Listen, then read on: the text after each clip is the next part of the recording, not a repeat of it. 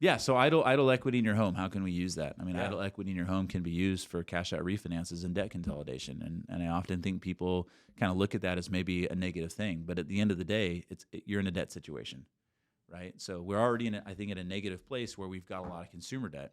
The beauty of maybe moving that over to your mortgage as opposed to consumer debt is I think, two things. One is you're always going to have a lower interest rate on your mortgage, and you typically are going to be on a credit card debt. For sure. 16% versus 7 or 6 where it's at right now.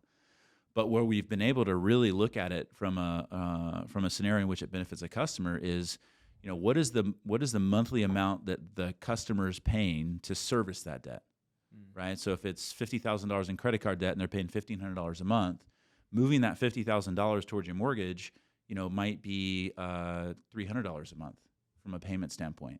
And so what we can show them is you're already servicing that. You're already paying that $1,500 a month to service that debt. Well, what if you just keep paying that same amount, but now towards your mortgage?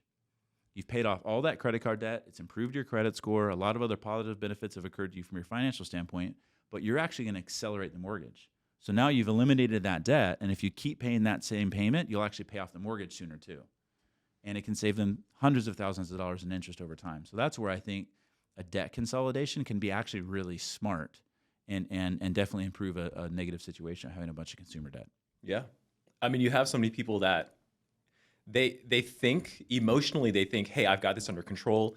I know it feels tight right now, but I've got a game plan, and me and my wife, we're going to figure this out. But in all reality, they don't see it logically.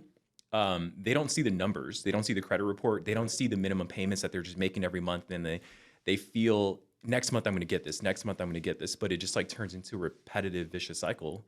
And sometimes if you show them, hey, if you pay off this, 25 grand in credit cards, you have a personal loan here, maybe even your $800 car payment, and just roll all that into your mortgage, even if it is a little bit higher of an interest rate than what you're currently paying, which they hate to hear. Right. But if you show them the numbers side by side, typically it's like, hey, that light bulb moment happens and they realize, oh, this is how I can get my life back on track. My finances back in order. Right. And mitigate that debt.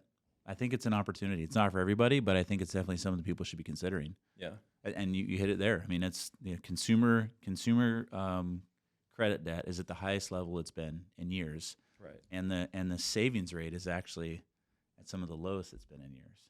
So I think there's opportunity to help some people with that for sure. Everything's going like it is. That. Yep. Yeah, it's not just mortgage interest. Interest rates on everything is going up. Credit cards, car payments. We just recently bought a new car for Marie, and the interest rate was going to be about 5-6%.